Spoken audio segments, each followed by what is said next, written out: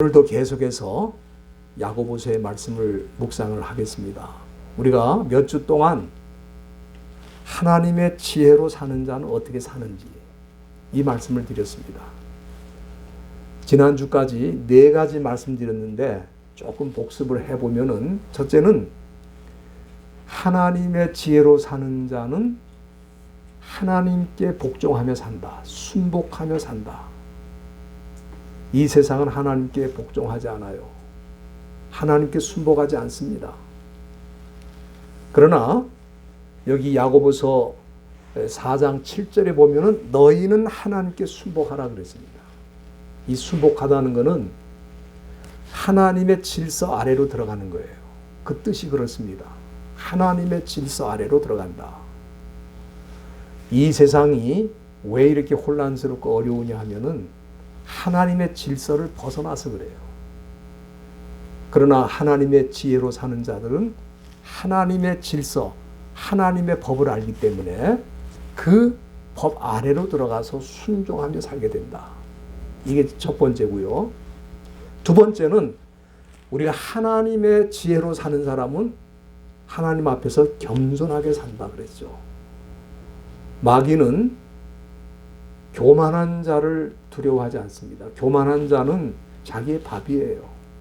자기가 얼마든지 교만한 사람들을 사용해서 자기가 원하는 일을 할 수가 있어요. 그러니까 우리 믿는 사람들에게도 교만의 마음을 넣어주면은 그때부터 우리는 타락하고 그때부터 마귀의 도구가 되는 겁니다. 그러나 마귀는 겸손한 자를 두려워해요. 우리가 겸손은 세상 사람들이 말하는 것처럼 그냥 뭐 굽신굽신하고 일부러 자기를 뭐 낮추고 그런 게 아닙니다. 겸손이라는 것은 하나님이 어떤 분인 줄 알기 때문에 내가 지금까지 살아온 모든 것이 하나님의 은혜로 됐다. 하나님의 은혜로 내가 여기까지 왔다. 그걸 인정하는 게 겸손입니다. 그렇게 하나님을 인정하고 사는 사람을 마귀는 두려워한다 이 말이에요. 저와 여러분들이 마귀가 우리를 두려워하는 사람이 되기를 바랍니다. 그리고 세 번째, 하나님의 지혜로 사는 사람들은 하나님과 가까워진다. 그러니까 세상 지혜는 어떻게 하든지 믿는 사람이라도 하나님과 멀어지도록 만드는 거예요. 여러분들, 지혜로운 자녀는 부모와 가까이 하고 싶어 해요. 부모를 멀리 하는 사람은 절대로 지혜로운 사람이 아닙니다. 마찬가지로 우리 하나님의 백성들은 하나님과 가까워지기를 원해요. 내가 하나님과 가까워지기를 원하는 마음이 자꾸 생겨서 기도도 더 하고 싶고 찬송도 더 드리고 싶고 말씀도 더 읽고 싶고 주님 앞에 더 나가고 싶고 이런 마음이 생기면은 그 사람은 하나님의 지혜로 사는 것이고, 나는 점점 그런 게 싫다. 그런 사람들은 자기도 모르게 세상 지혜로 살고 있는 거예요. 그리고 네 번째, 하나님의 지혜로 사는 사람은 성결하게 산다 그랬습니다. 그러니까 우리가 신앙생활을 하다가 내가 하나님과 좀 멀어졌다 그런 느낌이 들면은 그건 하나님이 멀어진 적은 없습니다. 내가 하나님께로부터 멀어진 거예요. 그러니까 마귀의 유혹을 따라 죄를 짓고 하나님을 자기도 모르게 대적하면서 하나님과 멀어진 거니까, 하나님의 지혜로 사는 사람들은 회개하고 하나님과의 거리를 가깝게 하는 거예요. 그러나 세상 지혜로 사는 사람은 그걸로 끝입니다. 하나님과 점점 더 멀어지는 거예요. 그래서 내가 하나님의 지혜로 사는지 세상 지혜로 사는지는 내가 잘못했을 때 내가 하나님 앞에 회개할 마음을 갖고 있는가, 아니면 오히려 그 죄를 남에게 다 뒤집어 씌우고 그리고 내가 마치 죄를 짓지 않은 사람처럼 행동하는가, 그걸 물어보면 알 수가 있는 거죠. 그렇기 때문에 우리는 우리의 죄를 느끼는 순간마다 하나님 앞에 엎드려 회개하고 하나님께 용서를 구하고 하나님의 은혜를 받으시는 저와 여러분들이 되기를 바랍니다. 오늘은 다섯 번째로 하나님의 지혜로 사는 자는 어떻게 사는가? 여기 11절에 보면은 형제들아 피차에 비방하지 말라 그렇게 말씀했습니다. 비방하다. 우리 헬라 말로는 카타랄레오라고 그러는데 이 카타라는 말과 랄레오라는 이 두 단어가 합쳐진 거예요. 카타는 뭐냐면은 against, 뭐뭐에 대적하다 또는 뭐뭐에 따라서 간다 하는 전치사예요. 카타. 랄레오는 뭐냐면은 말하다는 뜻이에요. 그러니까 문자적으로는 뭡니까? 어떤 사람을 대적해서 말하는 걸 말하는 거예요. 그게 비방하다는 뜻입니다. 그러니까 상대방에 대해서 악의적으로 말하거나 모독하는 언어를 쓰는 것을 비방한다. 그렇게 우리가 볼 수 있겠습니다. 우리 예수님은 그를 믿는 제자들이 이 세상에서 사는 동안 세상 사람들로부터 이런 공격, 이런 비방을 당할 수 있다는 가능성을 언제나 말씀하셨어요. 여러분들이 마태복음 5장 11절 한번 다 열어주시길 바랍니다. 거기 보면은 우리 예수님께서 제자들에게 너희들이 장차 당할 일이 이런 일이다 하는 것을 이미 보여주셨어요.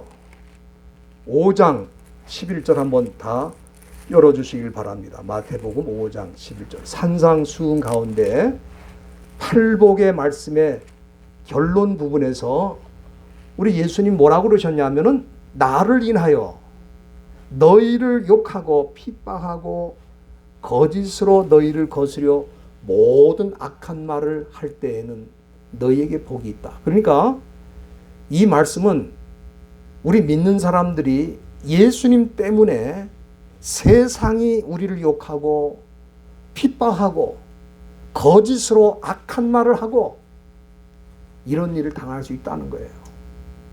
그거를 예비하고 있으라는 겁니다. 우리는 예수 믿으면 그저 꽃가마 타고 가는 걸로 생각하는데 그게 아닙니다. 예수를 잘 믿으면 믿을수록 세상은 우리를 좋아하지 않아요.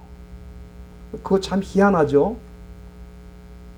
세상은 본질적으로 악한 자인 마귀가 지배하고 있기 때문에 그 가운데에서 예수를 잘 믿는 사람으로 살면은 그건 핍박을 받도록 되어 있다는 거예요.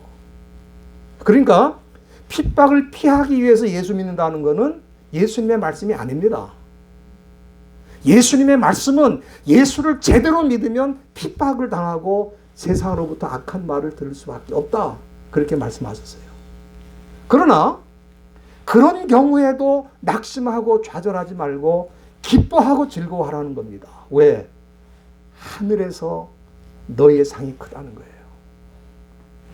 그렇기 때문에 우리가 이런 소망을 갖고 세상이 우리를 공격해도 우리는 그 공격을 뚫고 믿음으로 나가는 겁니다. 그런데 우리가 이 성경에 보면은 우리가 예수를 잘 믿기 때문에 핍박을 당하는 것도 있지만 세상이 우리를 공격할 때 우리가 잘못하기 때문에 공격할 수도 있다 이 말이에요. 우리가 이 살아가는 이 세상도 보면은 사회적으로 또 정치적으로 문제를 일으키는 수많은 사람들 가운데 기독교인들이 많습니다. 거기에는 집사도 있고 장로도 있고 권사도 있고 목사도 있고 그러니까 예수 믿는 사람들이 제대로 살지를 못하기 때문에 세상이 공격하는 수도 있다 이 말이에요. 우리가 가끔 그런 얘기를 듣지 않습니까? 믿는 자들이 더하다. 그 말은 뭐예요? 믿는 자들이 잘한다는 뜻이 아니잖아요. 믿는다고 하면서 생활은 엉망이다. 믿지 않는 사람보다 더 악하다. 그런 뜻 아니겠습니까?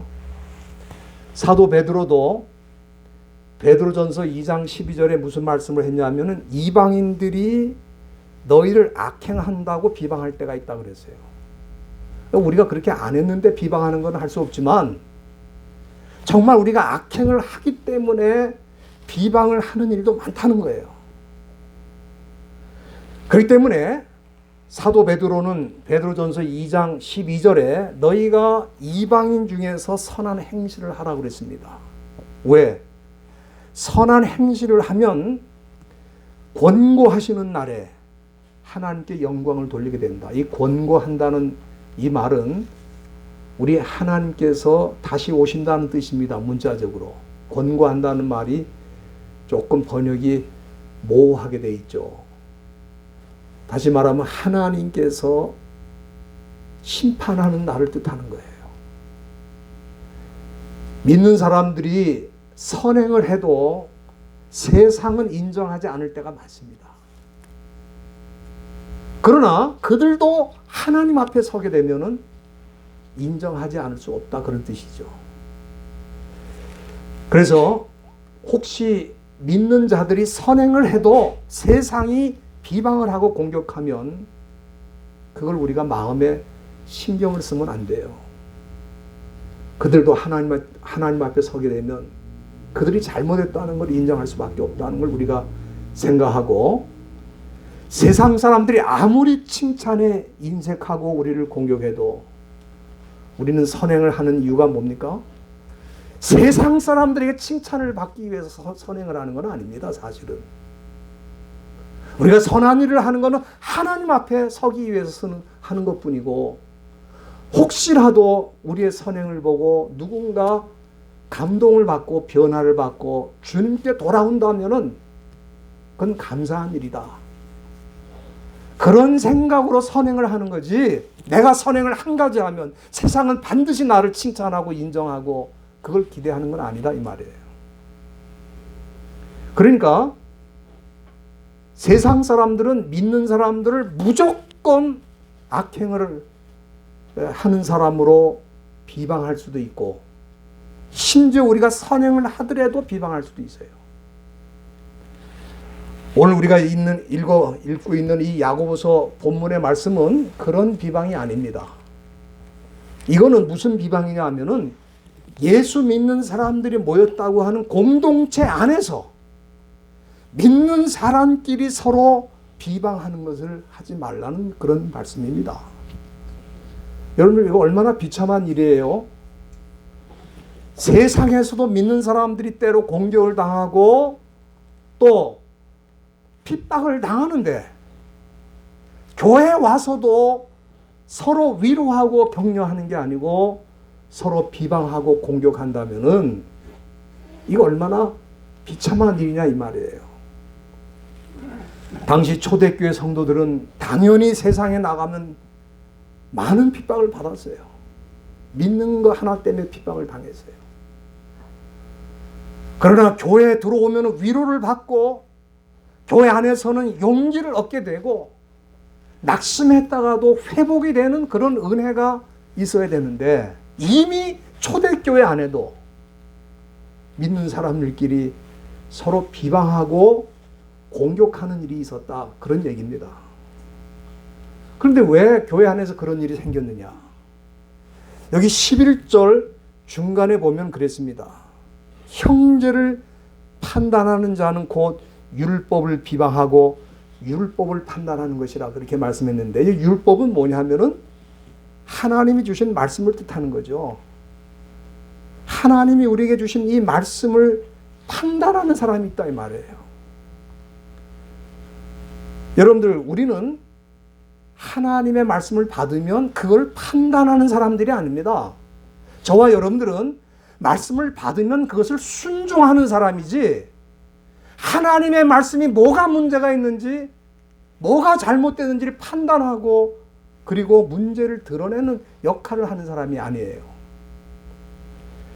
만약에 그렇게 하나님 말씀을 판단하는 사람이 되면 그 사람은 율법의 준행자가 아니고 율법의 재판자라고 그랬습니다.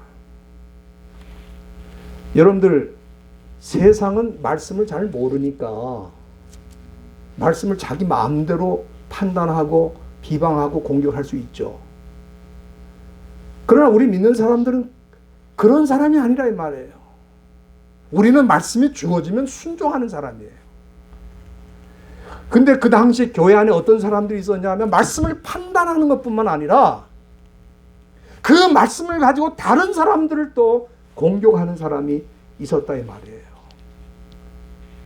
바로 그것을 야고보가 여기 지적하고 있는 것입니다. 우리가 살고 있는 시대도 마찬가지입니다. 예를 들어서 지금 교회 안에 신학자들이나 또 목사들이나 지도자들 가운데 동성 결혼을 지지하는 사람들이 있어요. 그런데 사실은 그 사람들이 얼마나 교만한 사람들인지 모릅니다. 왜냐하면은 자기가 하나님의 말씀을 판단하고 그리고 그 말씀을 가지고 다른 사람을 비방하는 일을 하고 있는 겁니다. 여러분들 마태복음 19장 한번 다 열어주시길 바랍니다. 마태복음 19장에 보면은 우리 예수님께서 이 문제에 대해서 아주 분명하게 말씀하셨기 때문에 우리는 그 말씀을 잘 이해하고 순종하면 되는 거예요. 여기 19장 4절에 보면은 예수께서 바리새인들에게 대답을 하시는 겁니다. 사람을 지으시니가 본래 저희를 남자와 여자로 만드시고 그랬어요. 그러니까 지금 이 예수님의 말씀 뭐냐면은 남자와 여자의 성적인 정체성의 결정권이 하나님의 절대 주권에 속해 있다는 거예요. 그러니까 하나님은 남자와 여자를 처음부터, 본래라는 건 뭐냐면 in the beginning, from the creation, 창조할 때부터 처음부터 서로 구별이 가능하도록 창조하셨다 이 말이에요. 그러니까 만약에 의학적인 수단과 인위적인 방법으로 성 정체성을 변경을 했다. 그거는 하나님이 인정하신 적이 없는 거예요. 자기가 스스로 바꾼 거지. 하나님이 자기가 남자가 된 사람이 여자로 자기를 바꿨다고 해서 여자로 인정하시겠어요? 하나님이? 그렇잖아요. 왜냐하면은 남자와 여자라고 하는 성 정체성은 하나님의 고유한 결정권이라 이 말이에요. 이거를 지금 아니라고 부정하는 거 아닙니까? 사람들이 하나님의 말씀을 자기 마음대로 판단해가지고. 그리고 더 나아가서 여기 19장 5절에 보면은 이러므로 사람이 그 부모를 떠나 아내에게 합하여 그 둘이 한 몸이 되라 그랬습니다. 여기 사람이라고 하는 말은 히브리 말로 이슈라 그러고 이시는 남자를 뜻합니다. 그리고 이 말씀을 창세기 2장 24절의 말씀이거든요. 그 말씀을 예수님이 여기 인용하실 때 여기 신약 성경은 안드로포스, 헬라 말로 안드로포스라는 말을 썼어요. 이시가 안드로포스가 된 겁니다. 안드로포스도 역시 뭐냐면 남자를 뜻하는 일반적인 표현입니다. 그러니까 결혼이라는 것은 한 남자와 한 여자가 한 몸을 이루는 것이 성경의 원래 하나님이 창조의 질서 때 만드신 거라 이 말이에요. 근데 이런 절차를 무시하고 이런 말씀을 무시하고 왜 무시합니까? 자기가 말씀 위에 올라간 거 아니에요. 사람이 말씀 위에 올라간 거예요. 여기 성경을 다시 우리 야고보서로 돌아가면은 여기 4장 12절에 뭐라 그랬습니까?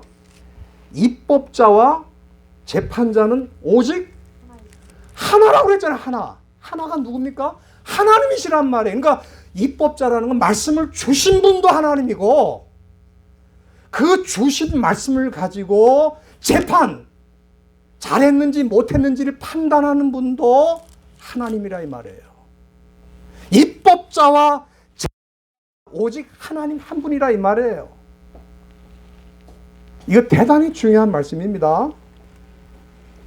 만약에 우리가 이 진리의 말씀을 우리가 판단하고 그리고 내 마음대로 거부하면 그건 하나님의 말씀 위에 올라서는데 그걸로 다른 사람을 또 공격하는 거예요. 너희들이 내가 지금 주장하는 거를 이해를 못하고 니들 내 말대로 따르질 않는구나. 그렇게 지금 주장하는 일들이 야고보 공동체에 있었다 이 말이에요. 여러분 여기 이 말씀 보세요. 우리가 입법자와 재판자가 되려면은 매우 중요한 자격이 필요합니다. 그 중요한 자격이 뭐냐면 여기 5장 12절 중간에 보시면 우리 하나님이 어떤 분이냐 하면은 능히 구원하기도 하고 멸하기도 한다 그랬어요. 그러니까 입법자와 재판자가 되려면 그 사람은 사람을 능히 구원할 수도 있어야 되고 멸할 수도 있어야 되는 거예요. 그런 능력이 있어야 입법자와 재판자가 되는 거예요.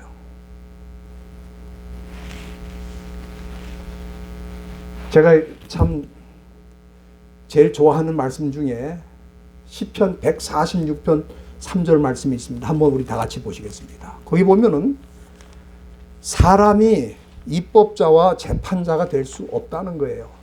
능력에 한계가 있다는 겁니다. 어떤 능력에 한계가 있느냐? 시편 146편 4절 말씀 한번 다 보시기 바랍니다. 거기 보면은 인간은 입법자와 재판자가 될 수 없는 이유가 인간은 그 호흡이 끊어지면 흙으로 돌아가 당일에 그 도모가 소멸한다 그랬어요. 그러니까 우리 인간이라는 것은 이렇게 유한하고 한계가 있는 사람인데 그런 사람들이 자기 마음대로 말씀 위에 올라서서 입법자가 되고 판단자가 된다면은 우리 하나님께서 그 사람을 얼마나 한심하게 보시겠냐 이 말이에요. 결국 하나님의 준엄한 심판을 피할 길이 없습니다. 여러분들 한번 생각해 보세요. 사람이 얼마나 호흡을 하지 않으면은 죽을 것 같아요.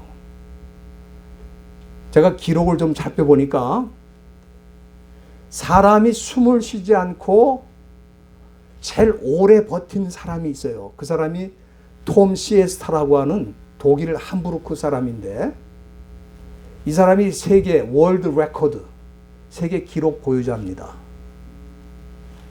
이 사람이 숨을 쉬지 않고 얼마를 버텼냐 하면은 15분 02초. 이 사람이 세계 기록의 보유자예요. 그런데 일반적으로는 어떠냐 하면은 남자는 숨을 쉬지 않고 50초에서 90초, 1분 조금 넘죠? 90초까지 견디면 잘 견디는 거예요, 남자는. 여자는 더 짧습니다. 30초에서 50초예요. 그러니까 일반적으로 1분 정도의 숨을 못 쉬면 그 사람 죽는다는 거야. 이게 인간입니다. 인간이 대단한 것 같아도 그런 존재예요. 1분을 못 버티는 겁니다. 숨을 안 쉬고. 그러니까 여기 시편 기자가 뭐라고 그랬어요?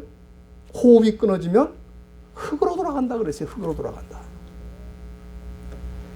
그런데 오늘 본문에 12절 다시 돌아와서 끝부분에 보면은 이런 인생이 네가 누군데 너는 누구가 한데 누굴 판단하냐? 이웃이라고 하는 거는 예수 믿는 공동체 안에 우리 주변의 이웃 사람을 말하는 게 아니고 교회 안에서 같이 신앙생활하는 사람을 뜻하는 것입니다.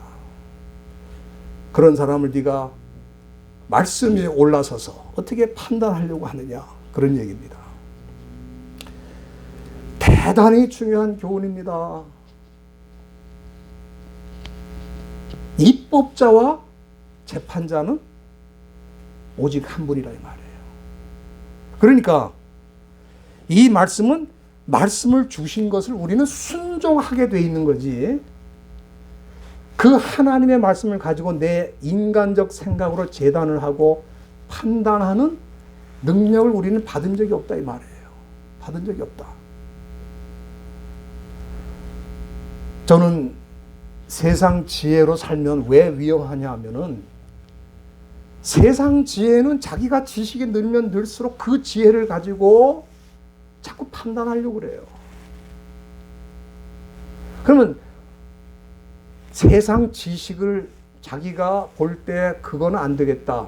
새로운 지식이 필요하다. 그러면 이해가 돼요. 그러나 그 세상 지식으로 하나님의 말씀을 도전하고 하나님의 말씀을 판단하겠다. 그건 안 된다 이 말이에요. 왜? 그 사람이 사람을 능히 구원하고 살릴 수 있으면 그렇게 할 수 있어요. 근데 자기도 구원을 못하는 사람이 누구를 구원하며 누구를 멸할 수 있냐 이 말이에요. 그래서 오늘 이 야고보는 우리에게 너는 어떤 사람이냐 그 말씀을 우리에게 묻고 있는 겁니다. 너는 하나님의 말씀을 순종하는 사람인가? 아니면 세상 지혜를 가지고 판단하고 정죄하는 사람인가? 오늘 이 문제는 대단히 심각합니다. 2000년 동안 교회 안에서 심각한 문제였어요, 이게. 그렇기 때문에 하나님의 지혜로 사는 게 얼마나 중요한지 모릅니다. 하나님의 지혜로 살면 우리는 결코 입법자도 아니고 재판자도 아니고 우리는 하나님의 말씀을 순종하며 겸손히 그 뜻을 따라서 사는 사람인 것을 자꾸 알려줘요. 깨우치게 해줘요.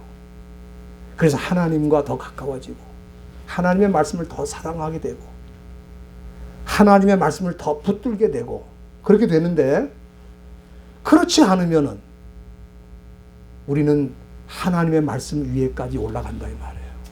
여러분들 하나님의 말씀 위에 올라가려고 하는 자가 마귀 사탄 아닙니까? 마귀는 하나님의 말씀을 자기 뜻대로 생각대로 판단하고 그 말씀을 가지고 하나님을 공격하려고 했던 존재가 사탄이에요. 오늘 그래서 우리가 가능하면 주여 내게 겸손한 마음을 주셔서 하나님의 말씀을 잘 따라갈 수 있는 지혜를 주시고 순종할 수 있도록 저희들을 도와주시고 이끌어 주시옵소서. 기도하면서 사는 저와 여러분들 다 되시길 바랍니다. 기도하겠습니다. 하나님 아버지